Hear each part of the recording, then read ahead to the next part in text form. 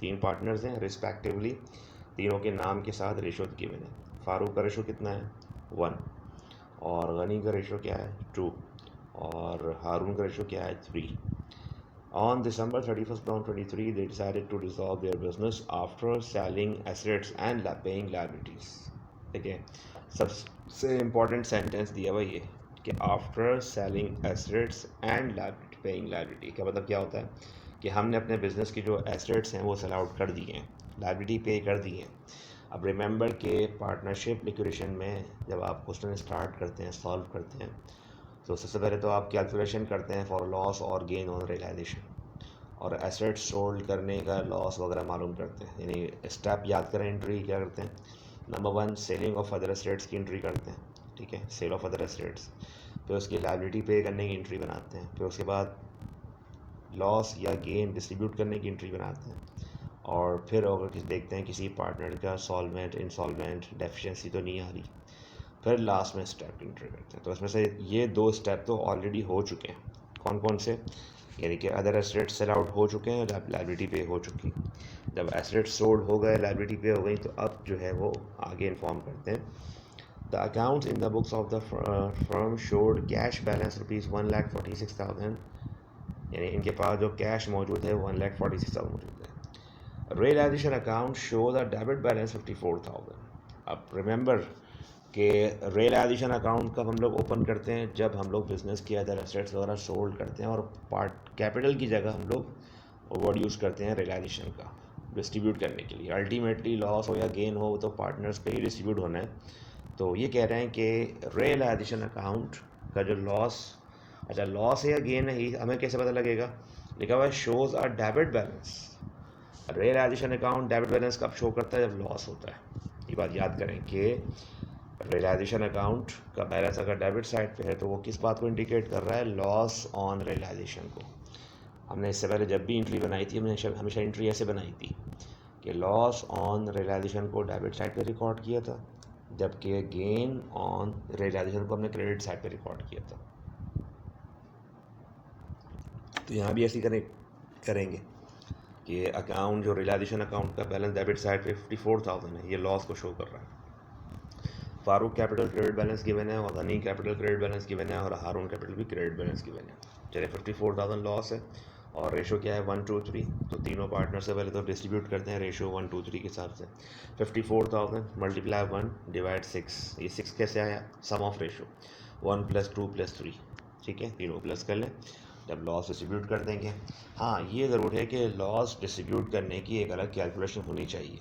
जैसे देखें हम लोगों ने डायरेक्ट एंट्री स्टार्ट कर दी है, तो इस एंट्री के होने से पहले हमें क्या करनी चाहिए? कैलकुलेशन। और कैलकुलेशन कौन सी कैलकुलेशन?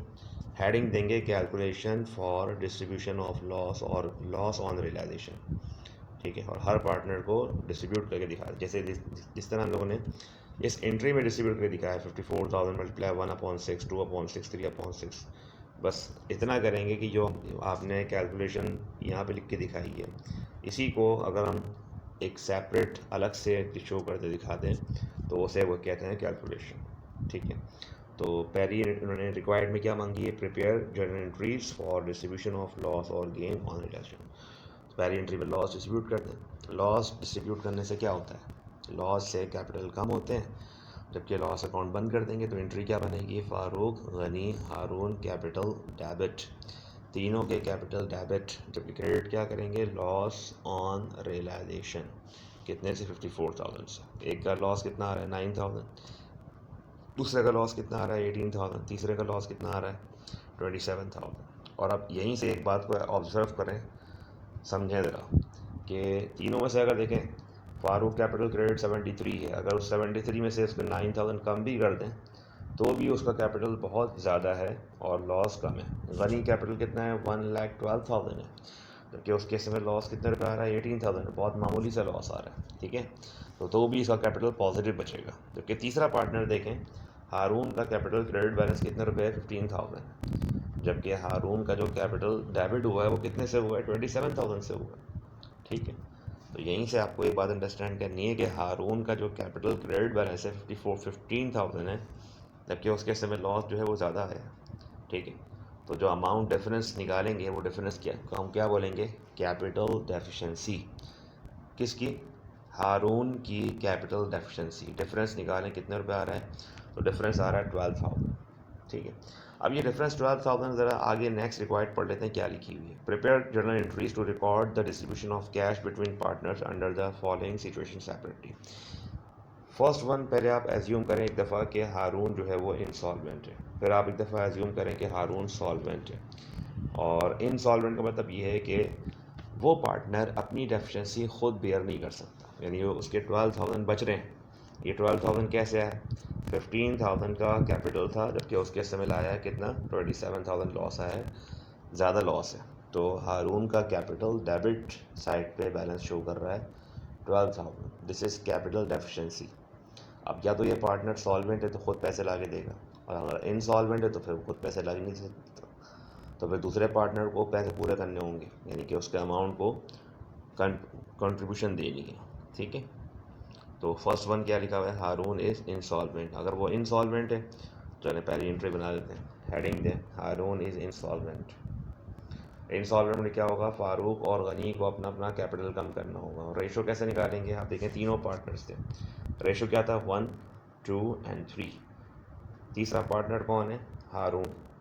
हारून का जो रेशो था 3, अब बिजनेस से हट गया, हटा दें इसको क्योंकि बिजनेस से चला गया वो।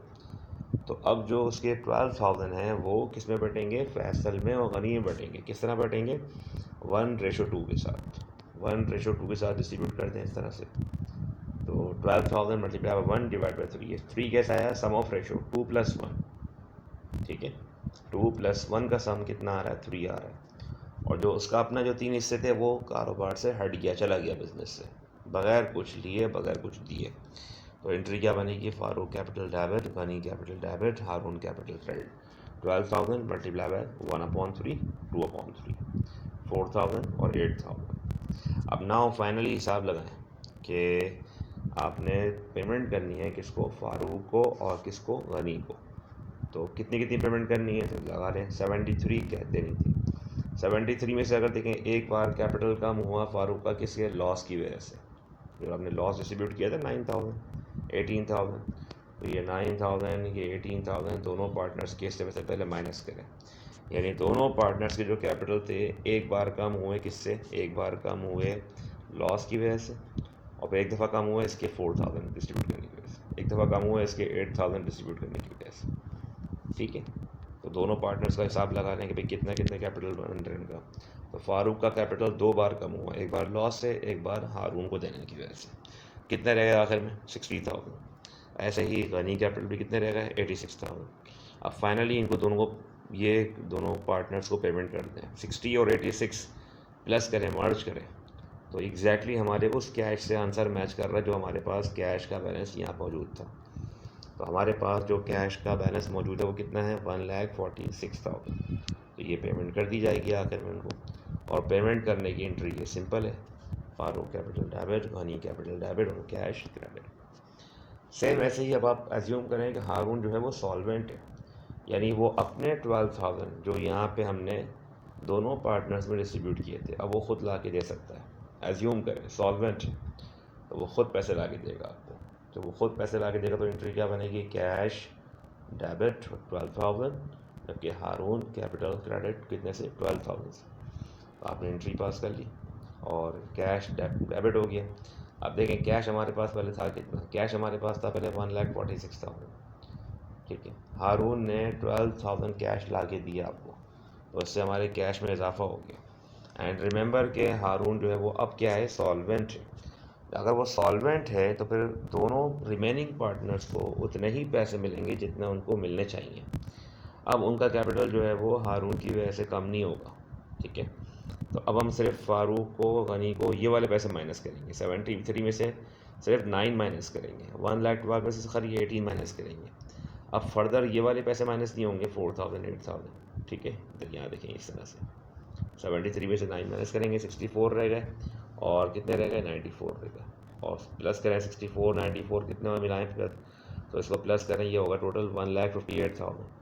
तो क्या हमारे पास कैश 158 था, जी बिल्कुल था। 146 पहले और 146 में 12 इसने ला के दिया आपको, सॉल्वेंट है, ला के दे सकता है, can contribute any amount to meet his deficiency, तो ये प्लस करके 1,58,000 हो गए। ठीक है, तो ये पार्टनर सॉल्वेंट था, तो इस तरह से एंट्री होगी दोनों केसेस में। अब देखें दोनों केसेस में ऑब्जर्व करें, लास्ट एंट्री में इम्पैक्ट पड़ रहा है। देखें लास्ट एंट्री पे इम्पैक्ट पड़ रहा है। हारून अगर इंसॉल्वेंट है तो देखें इस तरह की एंट्री, पहली एंट्री पे क्या इम्पैक्ट पड़ा, दूसरी एंट्री पे क्या इम्पैक्ट पड़ा, और अगर वो सॉल्वेंट है तो दूसरी जगह पहली एंट्री पे क्या इम्पैक्ट पड़ रहा है और दूसरी एंट्री पे अमाउंट पे क्या इम्पैक्ट पड़ रहा है।